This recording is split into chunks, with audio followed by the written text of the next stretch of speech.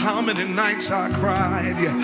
You don't know how many times I felt like I was going to die. But I kept on moving. I kept on hoping. All right, folks, the person singing that song is the man sitting right next to me. He is Pastor Marvin Winans, Perfecting Church, Detroit, Michigan.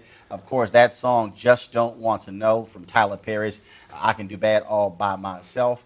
Pastor, I'm glad you watched your watch. I'm glad to be here. I'm glad to be here with Roland Martin. Well, you know, always having some good time. First of all, people know you from being a part of the historic Winans family, singing with so many other artists, Donnie McClurkin, but also you've been doing this acting thing lately. You know, TV show, movie, Yeah. what's going on? I have no idea because I am solidly in a place where I know I am not an actor. Right. And no matter how many times people try to tell me, there was another movie that they sent me a script for, the movie with Dolly Parton and Queen Latifah, Joyful Noise, and they wanted me to be, and I turned that down. I'm not an actor.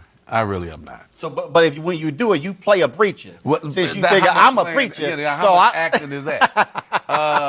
But really, Tyler Perry just insisted, and I said, okay, you know. But it was a good role, and he allowed me to preach.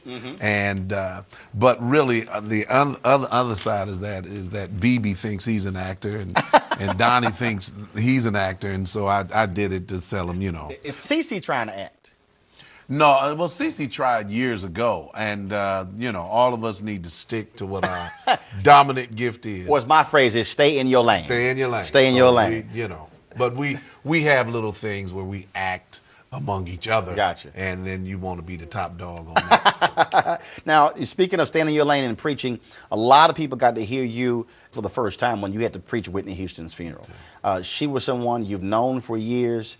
And how difficult is that, even though you are a pastor, to have to preach a funeral of somebody who was close friend, so beloved, and knowing full well you are trying to present her life, frankly, in a different way than what had been described? Well, for the most part, I stay out of that. My brother passed, and he was a member of my church. I would not preach his funeral.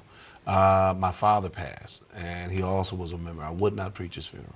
I don't try to be Superman. I think you have to delineate, and I need to grieve. I need to recognize the place that these people had in my life. Whitney was like a sister, and so I really had to separate that part and focus on being the homilist and preaching to who was alive. And that's what happened. We're still talking, you know, we're still sharing. We really can't believe that Nip is gone. And so I just saw her in November, and we laughed. She came to church and had a great time, and did not know that would be the last time I would see her. And so the focus was, Lord, what do you want me to say to those that can hear? And that is where we maintained our focus. A lot of people would say, you know, how in the world could Tyler Perry, could Kevin Costner, could all of these others talk about her faith, but then she still dealt with the demons of drugs and stuff along those lines. But the same thing happens in everyday life. I hear people say, man, the church ain't nothing because all of these people out here are still messed up and they haven't changed people.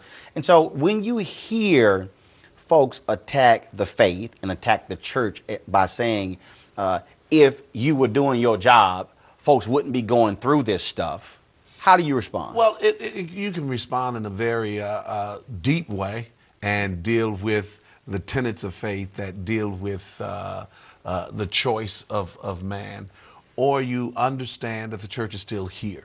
Jesus made a very profound statement. He said, upon this rock I build my church, and the gates of hell shall not prevail against it, meaning that it will never be overthrown. Life is filled with choices, and that's what we tried to state in our message, prioritize. You have to put the right things in front. You have to make sure you're doing what is proper, making the right choices. The longest day you live, you'll have to make choices. Well, Pastor Winans, it's such a pleasure to have you here. And again, we certainly welcome you back anytime. I thank you for the opportunity to be here. And then when I'm in Detroit, I'll definitely drop by You Perfection have Church. to come by a PC. I would certainly do that. And so normally we just go to a break, but anybody who can sing, because everybody can't sing. So give us something classic from the Winans to take us out to break. The question is, will I ever leave you? And the answer is no, no, no, no, no, no, no, no. And that's just for you because I really love singing. I appreciate it. Thanks so much.